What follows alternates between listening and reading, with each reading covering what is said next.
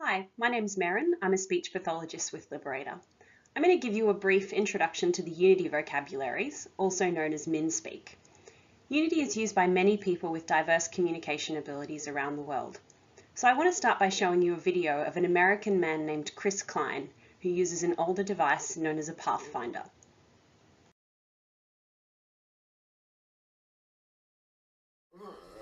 Hi, Chris. Tell us about your experience learning to use MinSpeak. Well, I had a great time learning, but also seeing how MinSpeak worked and made my communication faster, which has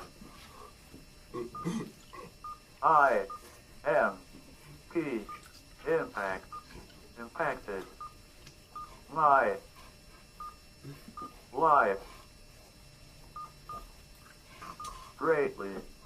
Well, I had a great time learning, but also seeing how MinSpeak worked and made my communication faster, which has impacted my life greatly. The next video is an interview with a young man named Austin, who uses a newer accent device to communicate. Well, I'm here with my buddy. You want to introduce yourself?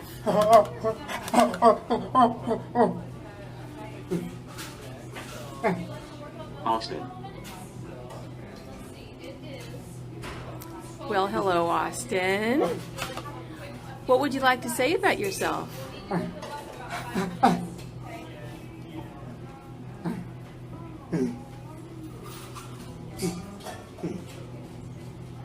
I like my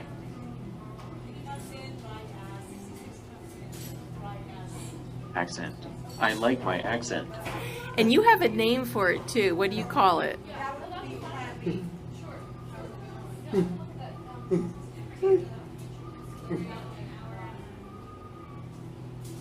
Big.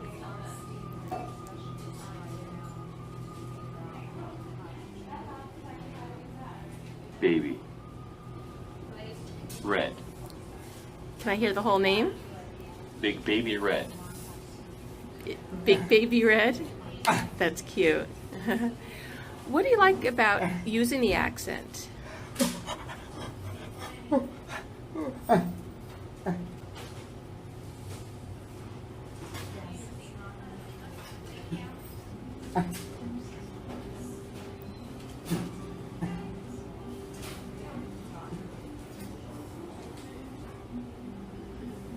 Talking.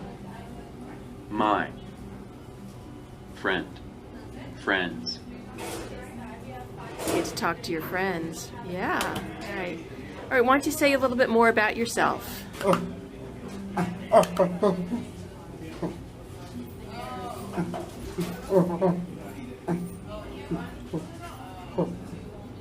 I like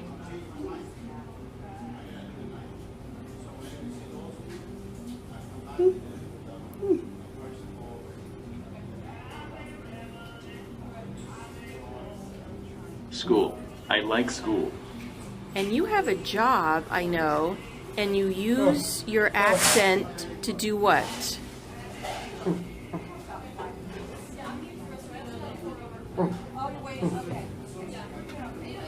Reading. Hmm?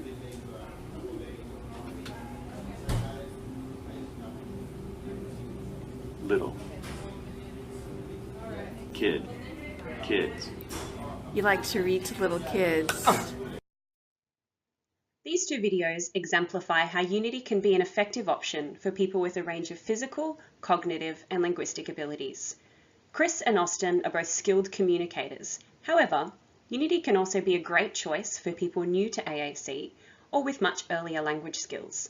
To understand this, let's look at how and why Unity came about. What's really important for people who use AAC? The AAC Institute in Pittsburgh have determined, through discussions with their clients who use AAC, that their overall goal is to achieve the most effective communication possible. More specifically, people who use AAC want to say exactly what they want to say and say it as fast as they can. This feedback seems obvious and logical when hearing it so plainly spoken, but the importance of communicating the exact message that you want to deliver, rather than just the best available version of it, is often undervalued. These values are echoed in a statement published on the American Speech Language Hearing Association website. Please take a moment to read the statement.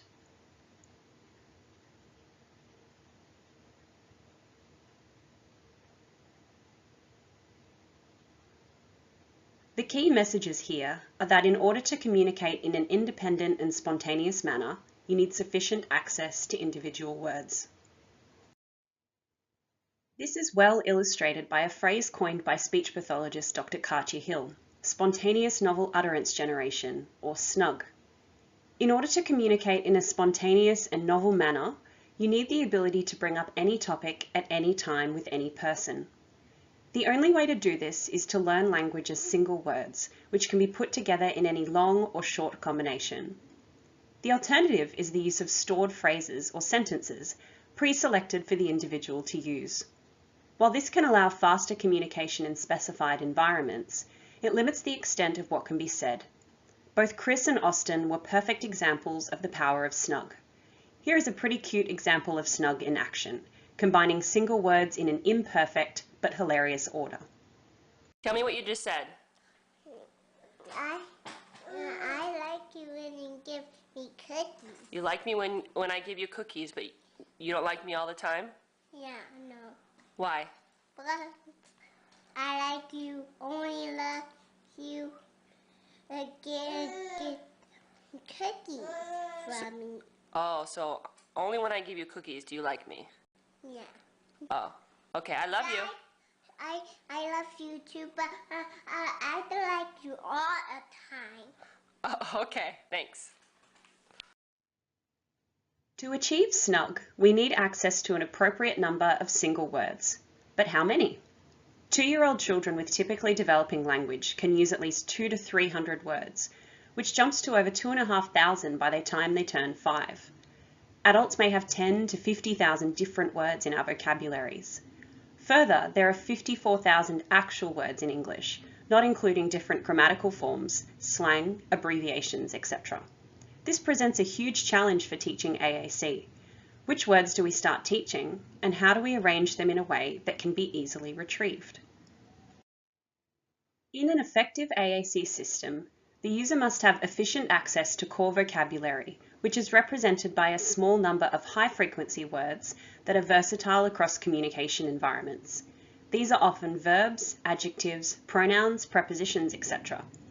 In contrast, fringe vocabulary consists mostly of a large set of nouns, with relatively low frequency in our daily communication. You can find more information and research on core vocabulary on our website. This next video, by speech pathologist Gail van Tatenhove, shows a man communicating in a clear, effective manner using a small selection of core words.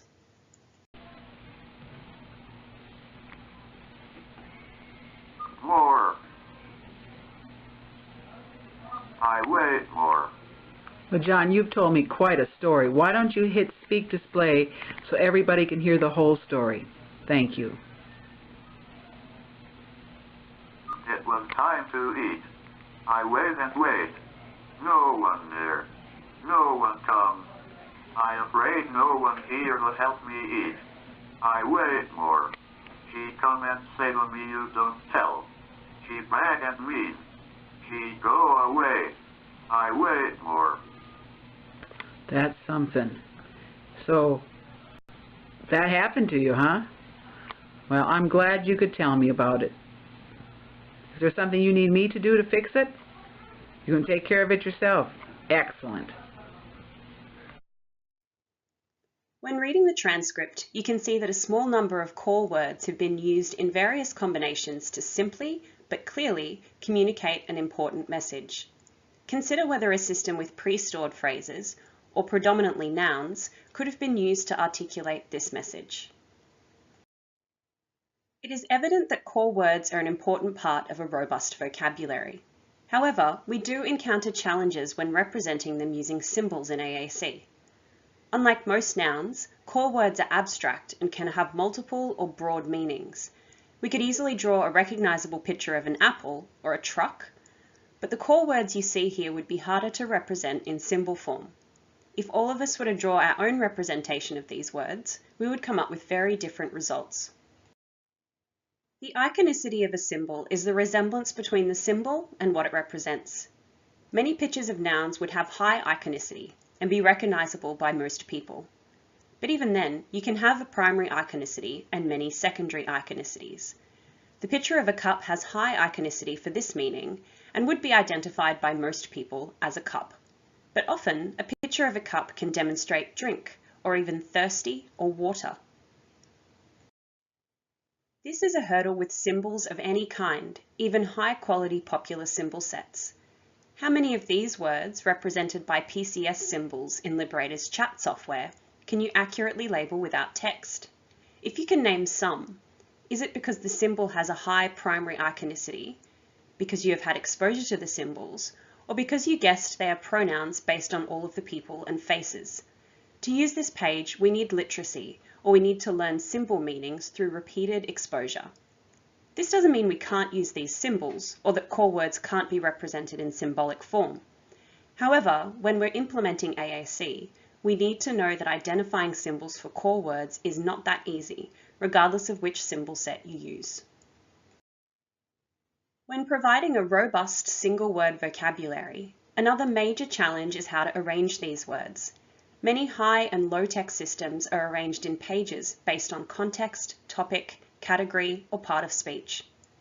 When starting out with a small number of words, this can be neat and straightforward, with a logical progression back and forth between pages. But when the vocabulary becomes limiting and we need to expand, we add new icons, need new keys, and add more pages. So this system can very quickly become like this or worse. Many of us have experienced moving between many pages or pressing many keys before finding a word. Constantly searching for words across multiple pages is a challenge for both the device user and the communication partner, making it hard to learn and slow to use. In many cases, to avoid navigation, we program whole phrases and rearrange pages, which moves us further and further away from spontaneous novel utterance generation and language development, and towards engineered participation and limited independence. Consider the importance of how symbols are arranged for communication. Hold up your hands and type your first and last name on the QWERTY keyboard above. Even if you're not a touch typist, that was probably an easy task you could do fairly quickly. Now try typing your first and last name on this keyboard.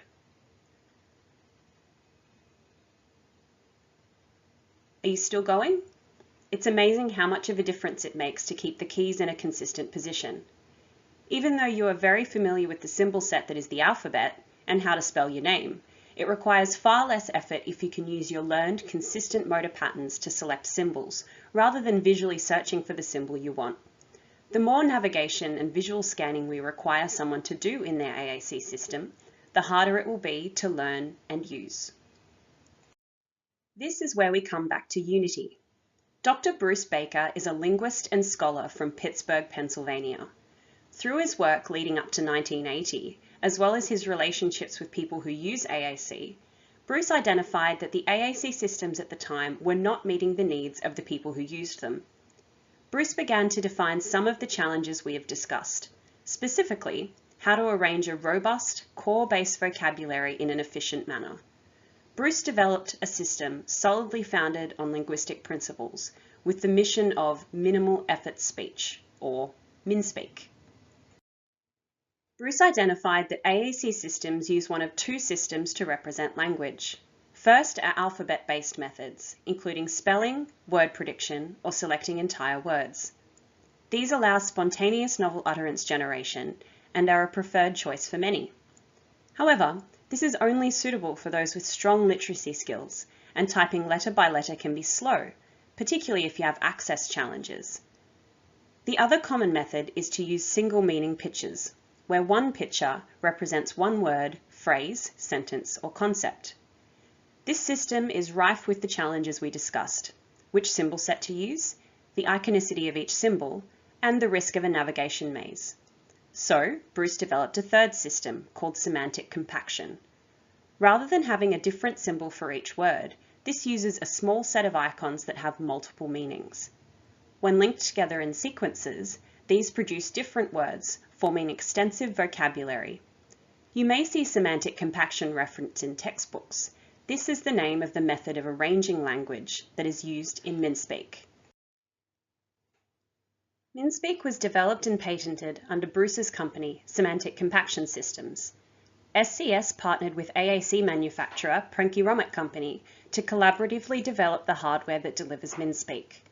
Liberator is PRC's Australian arm, and MinSpeak is only found on our devices. The word MinSpeak is often used interchangeably with Unity. MinSpeak vocabularies have had many names as technology has evolved, but today, the English language vocabularies that use MinSpeak are called Unity. It's not incorrect to use either of these terms, but from this point I will refer to the Unity vocabularies. These are currently available on the Accent range.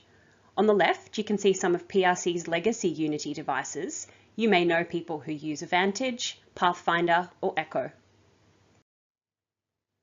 Unity is available in a range of one-hit and sequenced vocabularies, with various key sizes ranging from 28 to 144 keys, plus some introductory pages. Unity 84 sequenced is one of the most commonly used vocabularies, providing over 6,000 pre-programmed words. Sequenced vocabularies with more keys provide much larger vocabularies, but this is not the only benefit. When choosing how many keys to start with, we typically think that less keys will be easier. If the task is to identify and differentiate symbols, then a smaller selection will make this easier, as less visual scanning is required. However, less keys means more navigation, and a higher number of keystrokes to produce a message. When typing with the phone on the right, you need to hit the 7 key 4 times to produce the letter S, as opposed to 1 keystroke on the QWERTY keyboard. Having less keys requires more navigating between pages or layers, which makes it harder to learn new words and slows down communication. For this reason, it's preferable to choose the largest number of keys that are physically accessible to someone, which may mean adding a keyguard or changing access settings, and using other methods to visually simplify the screen if required.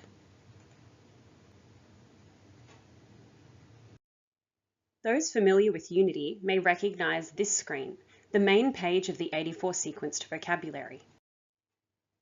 In 2017, PRC released Unity 2, an update which saw addition of vocabulary, redrawn icons, and some new software features. Please note that those using a legacy Unity file do not need to change to Unity 2.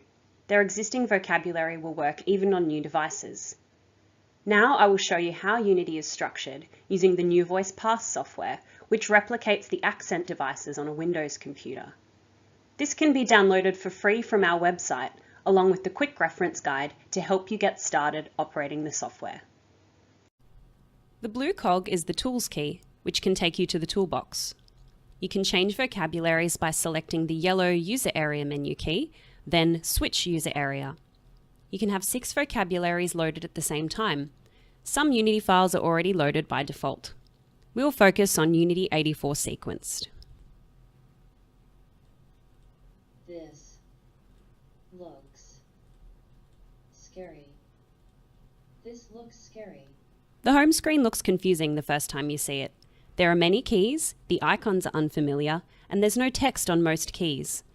The majority of the screen is the core section, everything but the top row. Access to core words is prioritized because they make up at least 80% of what we say. So if we can get to them with few keystrokes, communication will be more efficient. The icons in this section are not a symbol set you recognize because they are multi-meaning icons. There is no text on most of them because they don't have a single meaning. Look at the apple as an example. What concepts come to mind when you see this symbol? Perhaps fruit, food, eating, maybe other words like hungry, crunchy, red. The primary iconicity may be apple, but there are many secondary associations we can make easily and naturally. Think about the meanings you associate with other icons, like the bed or the sun. These icons are going to be the first in our sequence. You can sequence the apple icon with the green action man to say the word eat. You can combine the bed and the action man to say sleep, and the sun and the action man to say like. To produce a core word in Unity, first select one of the multi-meaning icons and then a second icon to give it meaning. Sequencing the action man, who has a hammer and a bucket because he's doing things, after another multi-meaning icon is how we produce verbs, or doing words, in Unity. You can also say different forms of the verb, all available in a consistent position based on tense. This allows you to add the correct morphology without additional keystrokes. You are also provided with the correct form of the verb. You don't have to figure out whether you should add ed to eat. The irregular ate is already programmed, which is handy, as most high-frequency verbs in English tend to be irregular. Other parts of speech work in a similar way. The pattern for adjectives, describing words, ends with the blue paintbrush key. You could remember this since the paintbrush is associated with colour, or that a picture paints 1,000 words. You can begin with the apple to say hungry, the bed to say tired, or the sun to say funny. Category nouns are in orange. Old Mother Hubbard is looking in her cupboard at all of her things. For example, you can follow the same icon sequence to say food, furniture, or fun. These words have all been 2-hit sequences, or you could visualize them as a second layer. Some words are 3 keystrokes away. These are lower frequency core words, but are positioned so they use the correct pattern and are associated with the same multi-meaning icons, though an extra icon is inserted into the middle of the sequence. For example, eat is 2 keystrokes because it's high frequency, but by selecting the apple, then the dog, then the action man, I can say bite because dogs bite. By selecting apple, ear, action man, I can say crunch because you can hear someone eating a crunchy apple. Capital letters indicate that a key will take you to a 3-hit word, like feed.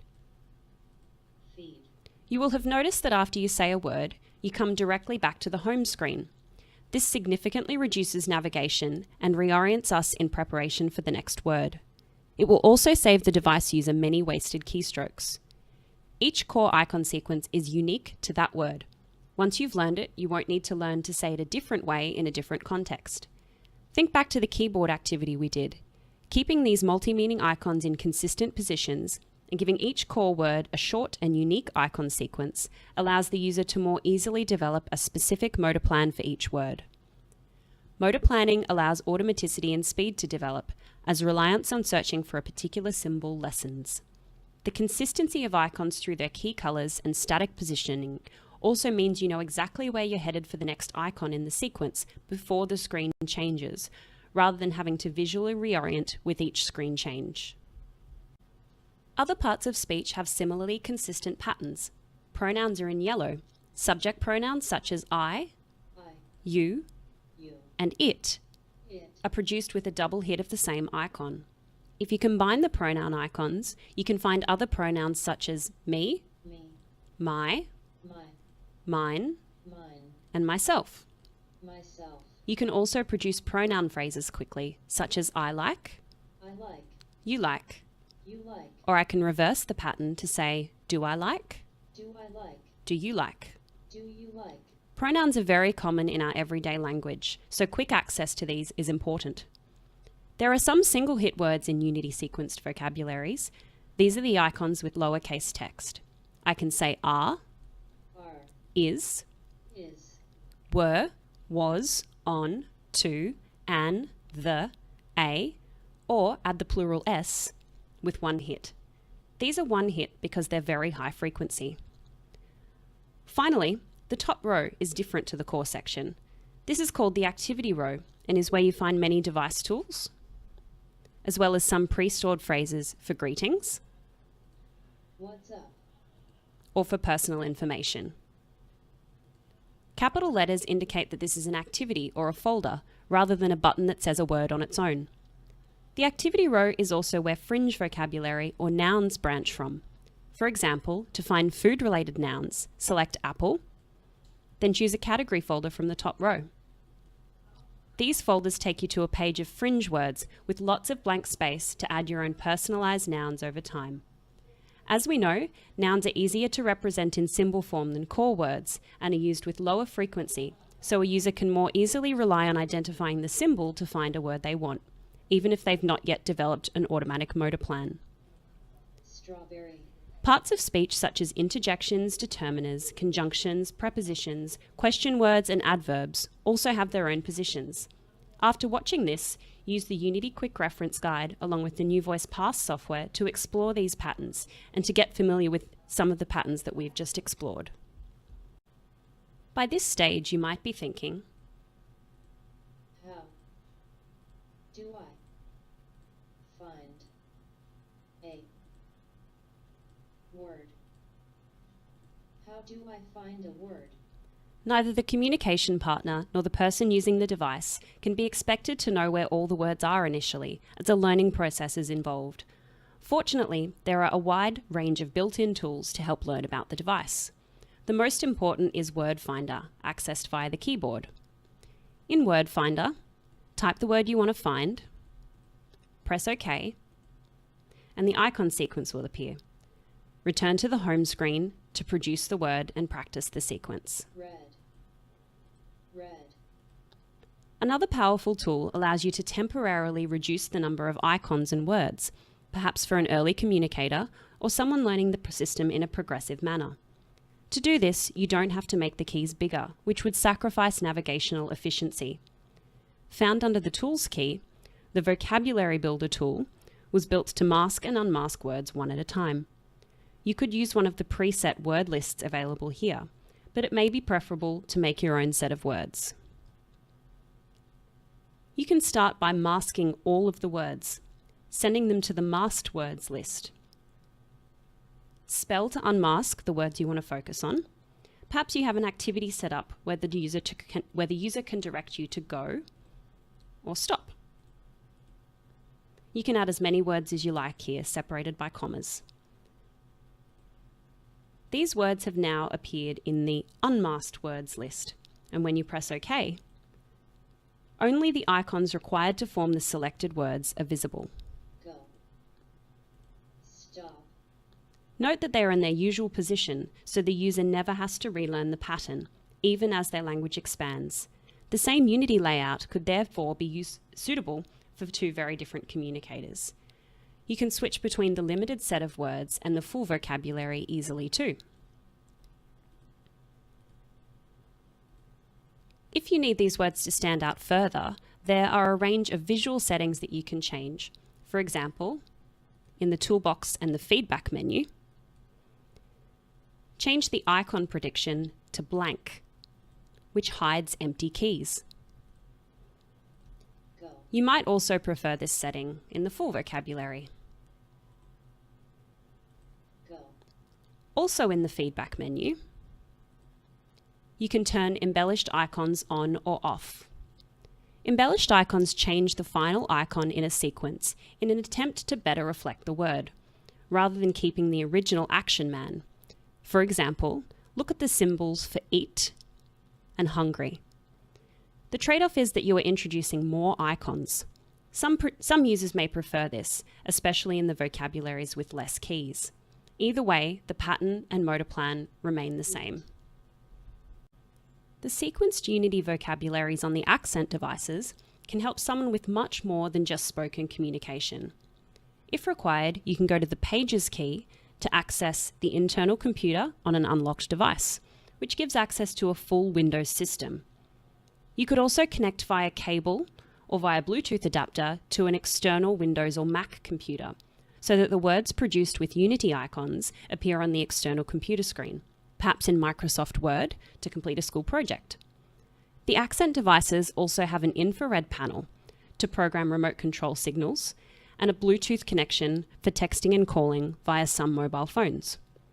All of these functions can be enabled or disabled dependent on what the user needs.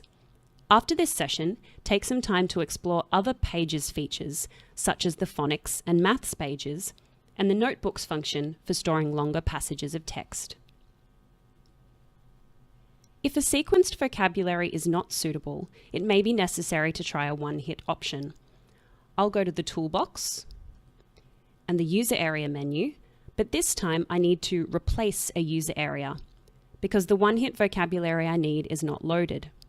From my 6 active user areas, I'm going to replace Unity 84 one-hit with something else, perhaps because I need larger keys for someone just starting to use eye gaze. Select the Unity programs, then find the option you need. We're going to have a look at Unity 45 one-hit. You'll be reminded that you are erasing Unity 84 one-hit. If you've not made any personalized changes, select Yes and type Replace, because you can reload Unity 84 one-hit at any time.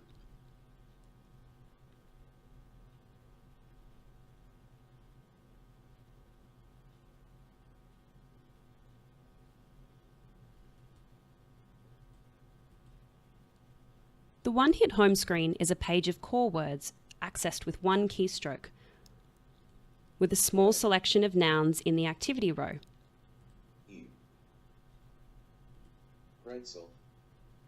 One-hit vocabularies are designed for introductory sessions where immediate feedback from the device is preferable and motivating, perhaps while trialing access methods or when engaging an early communicator. They are not sufficient for long-term use as they can only offer a limited vocabulary. You should move to a sequenced vocabulary as soon as possible. To summarize Unity, this vocabulary system is based on single core words, uses a small set of multi-meaning icons linked together in sequences, and utilizes the principles of motor planning through consistent icon locations. There are a number of vocabulary sizes and built-in tools, meaning the system can be adapted to suit a wide range of communicators. These are available on the Accent devices through Liberator. Accent devices come in 3 screen sizes, 8, 10 and 14 inches. They can be accessed via direct touch with key guards and touch guides or a stylus, or using switch scanning, head tracking, mouse, joystick or eye gaze.